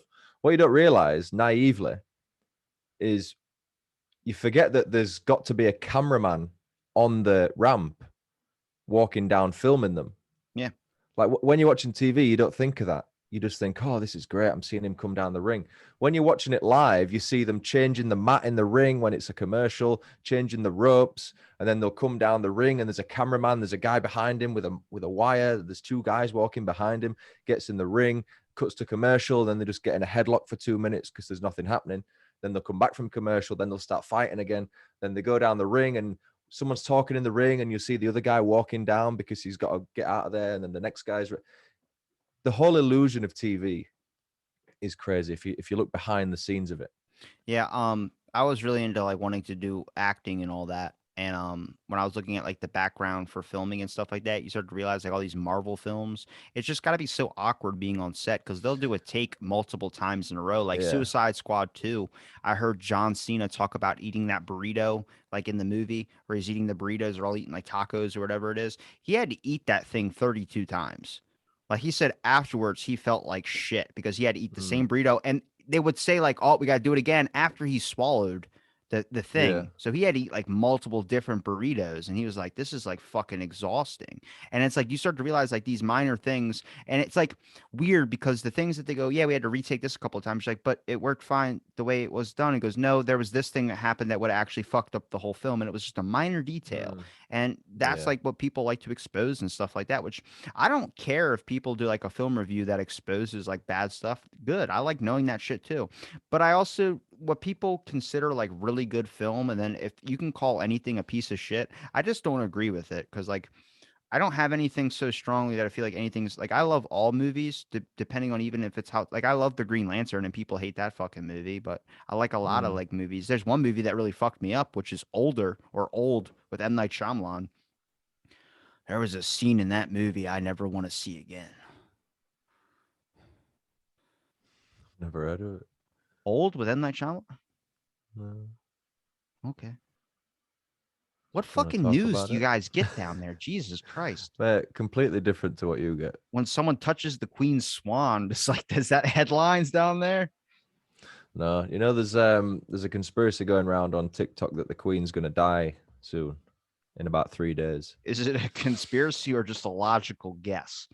Well, people have seen her recently walking with a cane, with the assistance of a cane, which she hasn't done for about 18 years. So she's like 95, I think. She's old, like mega old, Yeah. I mean, which happens. eventually And that's obviously, not going to be old, but yeah. But so I saw a video earlier, and I've seen it a couple of times, different videos saying October the 18th, right? That Jesus Christ, that's a good yeah, guess. 3 days time, yeah. So October 18th. So we're recording this on the 15th, which is probably going to go past the 18th. So Yeah. just in case you call it, I want to make sure we got that shit logged. If I call this out, it's not my guess, so don't arrest me. You're having the British Guard Whoever. come to your door wearing that giant hat, Probably. like we're going to kill you. But people are also saying that Prince Andrew is going to die 4 days later on the 22nd of October because Good it's God. something to do with his trial, this whole pedophile thing. So apparently, it's just been like He's a pedophile? a pedophile, you would call it. You say ped, we say pedo. Pedo. There's an A, P-A-E is Sound how like you we said spell Peter. I was like, he's a Peter Pan fan? What? it. A pedophile. Peter Pan was probably a pedophile. Well, what I don't get about your language, right, is that you have a pediatrician, a doctor of children, a pediatrician, but you say pedophile. Yeah, because it deals with Makes kids. no sense. Deals with kids. Yeah. Yeah, a you don't say pediatrician. You know what another word for a pedophile is, right? Robbie Robertson. Damn. That hurt my feelings. I had a really good joke. It's not going to work now. Thank you. I wasn't going to say you either. I was going to say another word for a pedophile is a Catholic priest, but then that just landed flat. There's a slang term in the UK for a paedophile is nonce. A nun? Nonce, nonce. Well, okay. See, we say non, like nothing, non, N-O-N. You say none, don't you? None. None. It's with an E, though. What? None. Like N-O-N. No, yeah, N-O, yeah, but you still say none. We say non because there's an O in there. It's non-efficient. Yeah, so we call a paedophile a nonce. That's just I don't want to say a derogatory term for a paedophile because how can you offend one? Well, now they're looking at being a pedophile might actually be a mental illness. So that actually might be changed in the way that, the next couple of years of how you would. I mean, it's clearly a mental illness, let's be fair. Yeah, but instead of looking at it as a criminal thing, it's going to seem more as a mental health thing. It's still a criminal thing. I don't know. There's a lot of Catholic it's priests a mental recently. illness, mate. Yeah, man. They don't get in any trouble. They get moved into a different part of the church. Like, we're just going to put this over here where nobody can see you. Don't look behind the fucking curtain. That's red tip. Have you not heard about the Prince Andrew allegations? No. I see him trending on Twitter, but I don't care about any princes or princesses. So he's the son of the Queen, is a pedophile, basically. Unless you're in a Disney film and I can dress up as you as Halloween, I don't really care. Yeah. Something to do with the charges, or they're not pursuing the case or something, so people think he's going to die also. But isn't there a curse on the whole royal family? A curse? There's like a royal family curse or something like that. Where like everybody, we have like that over here too. I forgot there was a popular thing where every single person on this, like on the male side, has died in a certain way. And I forgot, like, I got to look up famous family curses real quick. Family curses. Today on Out of the Blank, we're going to be talking about pedophiles and with a little bit of a curse on the royal family. Wasn't it like that with Superman? They're like the Superman curse. Every single Superman that's played has gotten like a severe injury besides Harvey Carvel, whatever his name is. Don't know. Yeah, the Kennedy curse. Yeah, but you could say that what was that wrestling family called? Well, the Kennedy curse is one of the Von Erichs had a curse. The Kennedy curse is one of the most documented cases of a family curse. Heartache and tragedy spanned through generations of the Kennedy family tree. In the late 1940s, Joseph Kennedy Jr. and Kathleen Kennedy Cavendish both perished in plane crashes. Rosemary Kennedy struggled for years with developmental issues, leading to a tragic lobotomy that only made things worse before passing in 2005. John F. Kennedy was supposed to turn the family's luck around. Damn it. Why did that make me laugh? Because he was shot and killed in 1963. Two of the Robert Kennedy's children perished in tragic instances, one in the 80s of a drug overdose and another in the 90s in a skiing mishap. What? Well, that just tells you never go skiing. Yeah. Then there's the Grimaldi family. Then there's the Von Erich family. Yeah, the wrestling family, yeah. Yeah, so there's curses all the time that happen to that. It's not like an actual curse, is it? What do you it's do? Like I've got a beef to pick about Maleficent. Beef to pick with me? No, Maleficent. Oh. I've never even fucking heard of that. You know Sleeping Beauty? Yes. So the story of Sleeping Beauty is she's born. She's the princess of a king, right? And another king brings his son over and is like, oh, my son's going to marry your daughter. Unite the kingdoms, right? Now, everyone gets invited to Sleeping. She's called Aurora, I think. Everyone gets invited to her christening, apart from this evil witch called Maleficent, who there was a film with Angelina Jolie called Maleficent a few years ago. So that's from Sleeping Beauty. So Maleficent thinks, oh, you didn't invite me to her christening, huh? I'm going to put a curse on that little girl. so that when she's 16, she's going to prick her finger on a spinning wheel and die. I think she overreacted a little bit. I do too. And that's very specific. Like, I just don't have any spinning wheels in your house. Well, the king got rid of all the spinning wheels in the kingdom. But when she turned 16, she was raised by her 3 fairy godmothers in the forest under a different name. She turned 16 and they said, "Oh, by the way, you're a princess." And she went, "Oh, great." And then she was going to go back to the kingdom. But this crow, Maleficent's crow, figured out that she was this princess. So back at the castle, Maleficent put her under this like spell, and she walked up to this secret room, and there was a spinning wheel. She pricked her finger, but one of the fairy godmothers, when she was born, used one of her wishes to say she won't die. She will just get put under a coma until she's awoken by true love's first kiss. So she went into a coma instead of dying, and then the prince came and kissed her, and she woke up. Sleeping Beauty. That's about as horrible. That's about as horrible as the movie 50 First Dates. Where like, imagine, I'd rather be dead than lose time. Yeah. You just wake up and you're fucking 45. What happened? I went from 16 to 45. Well, you just got the other however long people live in this time and age. What you mean if you went in a coma at 16? Yeah, pull the plug. Yeah, but she were in it for a couple of weeks. If I'm in it for a couple of weeks, that's fine. Do you know was she in it for a couple of weeks? Was she in it for a couple of weeks or a couple of years? She looked 30 when those dwarves were taking care of her. That's Snow White. Who the fuck is Sleeping Beauty?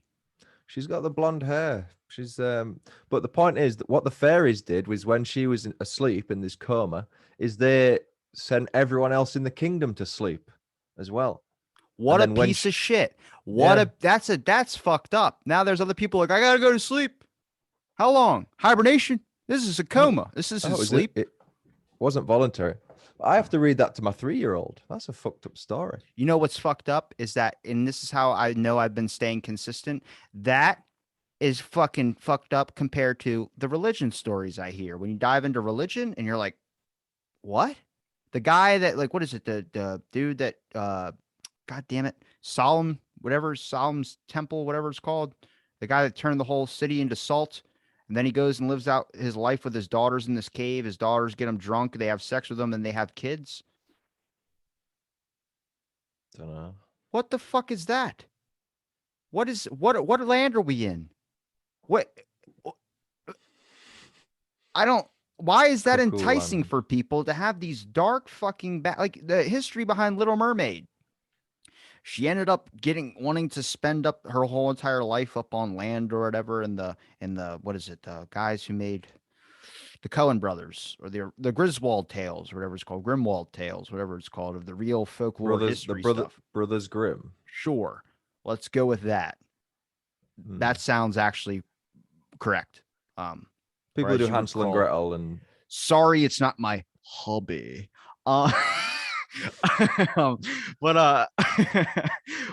So she got her, she could either return to sea or be with the love of her life on land.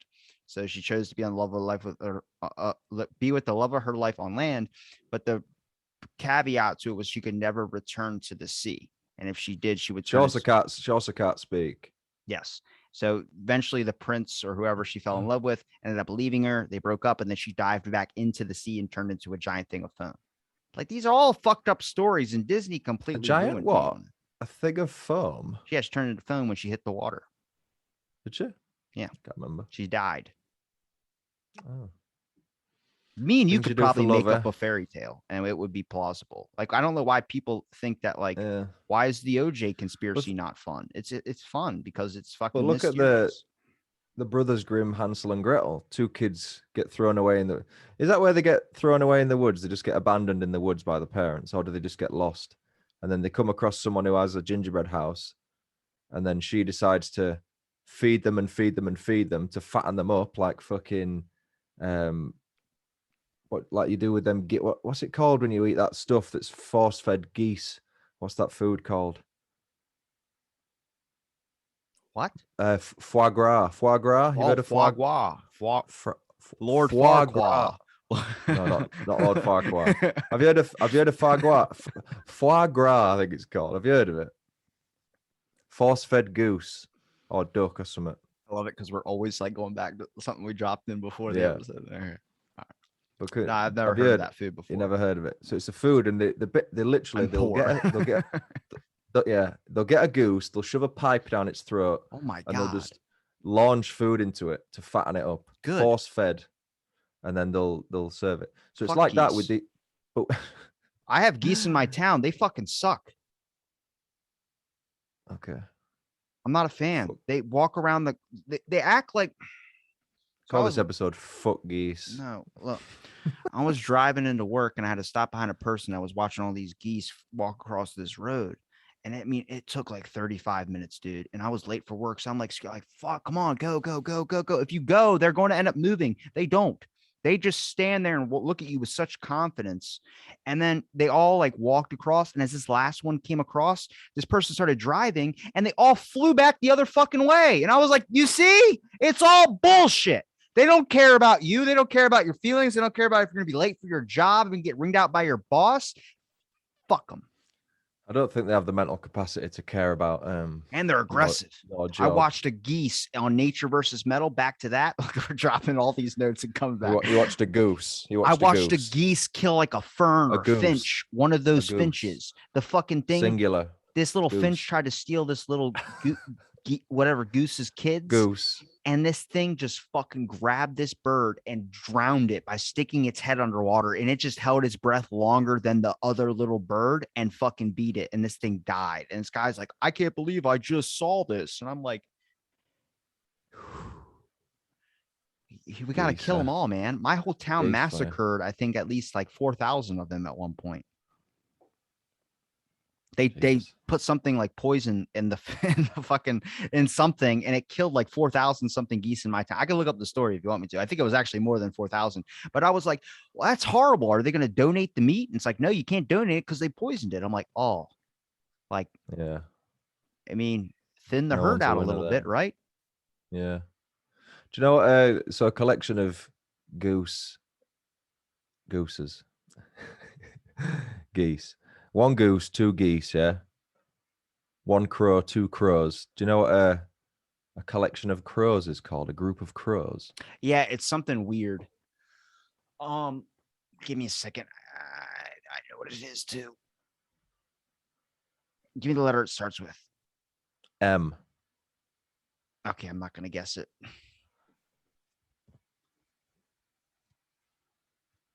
It's called a murder. A murder. That's creepy. It's kind of like a group of deers called a flock. Is it? I think so. Might be misinformation. Yeah, there's some strange names for the groups of animals. I wanted to go back to what you're saying about the Hansel and Gretel thing. Did you know Jack and Jill, the story when Jack and Jill went up the hill to fetch a pail of water? Well, Jack fell down and broke his crown. I thought it was a fucking like physical crown. But they meant, no, split his head open. Yeah, they meant that. I was like, oh, what are we talking about? I thought they were prince and a princess. Nah, man, the guy got his head fucked up. It's all bullshit. Here's a question about Humpty Dumpty. You know, there's theories. There's theories on a lot of shit.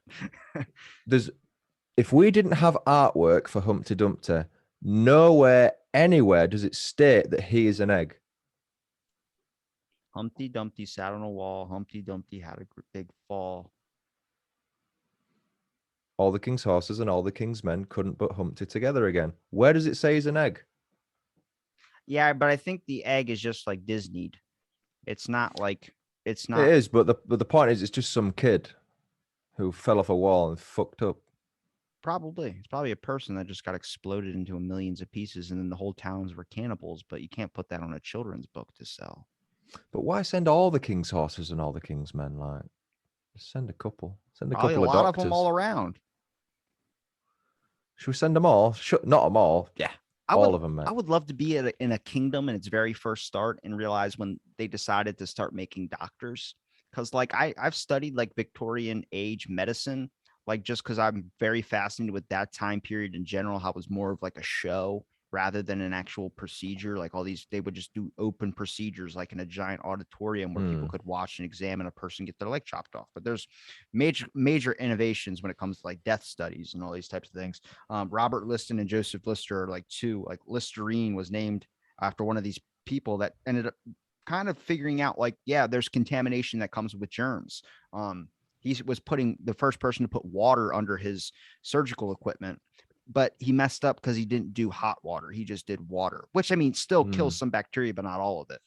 Just like Windex or whatever doesn't kill that 0.1% of germs. But yeah, I just want to be there when like someone was like, maybe we should have a doctor in this village to be able to figure shit out. Cause like the old doctor's mask, for instance, like that we saw rising up when the pandemic was rising, people think about doing a doctor's mask. They used to have smelling salts pinched in where the nose were. So you could smell through all the death and all the plague smell that was filling the air. And I'm like, I wonder if they put plague in a candle, what would plague smell like? Probably like the backside of a McDonald's bathroom or something like that. Smells like the bubonic. That's the weirdest thing I've ever heard, I think. And now the show name fits, don't it? That's saying something. I wonder if they could put plague smell in a candle. If Hitler could inject it into fleas and then put that in bombs, then what the hell? That's that's a major thought of why that we might have ended up getting every country to unite against this person, not only because it was so crazy or all the things that he was doing was insane, was that a factor of he had a weapon for bubonic plague. And it's like, what the fuck are you talking about? Like everyone's like, this could kill the whole world. And it's like, this is where we see these situations where everyone unites. But the weird thing is like Germany could never have like a strong military like they had before. Like that's a rule now. And I'm like, you think they're not just fucking doing shit, but just keeping it under the basis? Really? Like nobody just does something and then like everyone's like, oh my God, aliens are real. The government's been studying aliens. It's like shit happened in 1940 were the first accounts of it. Do you think they were just like, I'm going to let this national security threat go away? No, they're going to keep doing shit. OJ, he killed once. He's probably waiting to kill again. Good old OJ. Orange juice. Yeah. Loose. Coming the from juice is loose. Why did your mic get louder? Don't know. It got really loud. The juice is loose, baby. The goose is loose. The juice. That's what he's called, isn't it? The juice. I guess. I was never an OJ fan. I just liked him off Naked Gun. Well, I did as well. But his nickname was the juice. I assume because OJ is orange juice rather than he took steroids, but he probably did. When are you supposed to go back to work? Now. I was to say we were talking about those 2 hours. Get back quick, man. You'll be right. Are you going to join me when we hit after 1,000? Join you? What? Come back on? Yeah. Yeah. You've been on my show almost like 4 times now? Yeah. What am I going to do? So you're a big shot now. Fuck you. I'm a big shot now. What is after 1,000 when I start getting paid for shit? I don't know. You were like, are you going to come back after 1,000? Why wouldn't I? I don't know. Because you got this new level of fame, these short mini clips that are getting posted everywhere. You get like a shit ton of likes and retweets. I'm like, how do I get that? I put up a picture of my art. I get 1 like and someone telling me to go fuck myself. I'm like, okay. Yeah, I'm in a podcast retweet group. That's why I'm not in those. I've been invited multiple times. I'm like, I don't have the minutes of the day just to make sure, I can retweet everyone's content. Sorry. I mean, you don't have to, but then if you can't put your post and say retweet this if you don't retweet everyone. Yeah, I don't like that. That's false friendship. Well, yeah, I agree. At least I like you because I can talk to you for 2 hours and still want to take my hand through your luscious hair. It is luscious. Yes. I like it. Now. I'll do. Okay. Like you made it worse. You look like you got hit in the head with a shovel. And it was never the same again. Yeah. That's what I'd look like if I got hit. All right. Where can people find your podcast? You can find my podcast on Spotify, Apple, anywhere you stream podcasts, YouTube. Let's build the YouTube up now. Let's sub on YouTube, but only if you're going to watch it. Don't just give me a sub and then fucking not watch it. Because what's the point? Do you know what I mean? I don't sub to many things, but stuff I sub to, I watch. I guess that explains why you're not subbed to me. I am sub to you. No, you're not. I definitely am. You don't listen to every episode. You don't listen to the full hours or 2 hours I put into making content, especially for you. You, my listener, not Especially, Stuart. especially, yeah. I'm defo sub to you. Oh no, I'm not. There Oh we go. shit. Oh, look at that I am now. one-sided relationship. I am now. Look at that Subbed. once 1,000 videos. I must have some other videos up there I gotta delete. How many subs you got? I don't know, like How many subs you got, bitch? check it. 370 something. How does it? It doesn't say. Why is it? Actually, I Why think I doesn't it? have like I think you were three. About. I can Why check. doesn't it say? Doesn't say. Hang on, I know how to do this. Oh no, I don't. Oh, 388. here we go. Dace. 388. And all the ones that get the most views are the crazy ones, not the How about scientific that? ones. Cray. I built my listening on Spotify and stuff because before I wasn't a video show. So Yeah. When did you start being a video show? around 400, you'll see I'll start doing video. Actually, the first video I started doing was with famous comedians that I really appreciate. Brant Hmm. Tobler, Steven Simone, Steve Cantwell, Josh Adam Myers. But you could see I had my bed sheet instead of a black curtain, and I was wearing a hat, Okay. and the camera. It was just shitty quality, but you get to see the evolution of the show from there. I have a buddy right now that's listened to everything after 450, and then now he's re-listening to the before 450. And he's sending me a message. He's like, yo, man, he goes, on this episode, the last 20 minutes is everything like 10 times speed. And I guess it was one of those nights I was editing it when I was first starting. I didn't know what I was doing. And I fucking fucked up the whole ending of the episode, but I can't fix it. So I'm like, fuck it. And you just start to see the evolutional process of it. He's like, it's more about like, you're more like about, you talk about yourself a little bit too, which is nice because we get to see a different side of you. I'm like, yeah, people don't want to fucking hear about me. They want to just hear the conversation or hear a little bit about the guest I have on. Yeah. But like you said earlier, I think when you were talking about people going on and just promoting the book as opposed to promoting themselves, I like to think when I come on here, I never come on thinking, ooh, this is a great chance for me to talk about my show. Let's talk about me for 2 hours. Just come on and talk. If people listen to me, they listen to me. Because you got the basis of what the show is. I mean, there are some, I think your first episode is probably more like focused into what you kind of like are into. And then everything involved that, like the next couple of conversations is always just a different experience of just having a good chat because I know who you are now. You know a little bit about me and you get to see how our relationship grows from there. It's just hard because sometimes even if I invited a returning guest back on, they stick to the same thing like it's questions. And I'm like, this isn't like you ever listen to the show? It's like, oh, listen to my episode. It's like, well, listen to fucking any other one that goes longer than an hour because they don't just specifically stick in the realm of, fucking studying badgers. Yeah. It doesn't.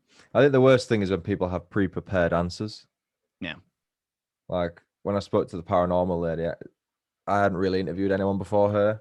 And like I didn't, when we started chatting, Where's I didn't my even guest really. invite? Well, this was on my old podcast. My blanket dropped. I was talking about, I didn't even say like, this is so-and-so, this is what she does. Or like she just came out with it. And I was just like, oh, I looked into your show and I looked at this, what you did, and just started talking. And she was like, oh, well, my name's so-and-so and I'm a so-and-so and I work for so-and-so and I do this. And I'm like, oh yeah, I didn't even ask you that. Fuck it. Mate, if I told you, if you want to come on my show, you either need to prepare a story to tell me or suggest a story. Why don't you suggest me a story from your local area and then I could do the famous one that every podcaster has talked about. Well, let's do one that not everyone's done. There's not a lot of murders that happen in my town. My town's known for one. We got one 60-minute episode they showed me in 8th grade, which is about the couple that murdered this other couple and it dropped their body parts all around town. That's the only fucking story we got. The only other one I can think of is we can talk about the lady who was a NASA astronaut who drove 900 miles wearing a diaper to go and attack her fiance's mistress, or we could talk about the knife baby. I don't think there's going to be enough info about the knife baby. Probably not. Well, we can catch up with that kid and see what he's doing today. Yeah. We could do the first one you said, because that would be a good chance for you to say what your experience was growing up around it. I didn't know about it until 8th grade, and they showed me a horrible clip. Oh. And it happened at my parents' work too, like where the couple met. And Well, it was like, that's a good link. That's like you're a witness. You're All a right. witness. We'll leave that to that, and then I'll let you get back to work. But Okay. we'll put whispers of notes of a possible collaborational effort when Stuart finally gives Robbie the time of day to do a pod. I'm just kidding. Stuart, it's been a pleasure. Is there anything you want to say to the audience listening? The 10th, we're live, so this is going up right now. Oh no. I'm just kidding. I'll never do a live Nothing show. to say. Nothing to say. Too afraid to do a live show because you feel like the pressure. You don't trust yourself. No. I don't even edit these either, but I feel comfortable when it's just me and you. You know what I mean? Mm-hmm. Yeah. Okay. Nothing further to add, Your Honor. All right. And the court is dismissed.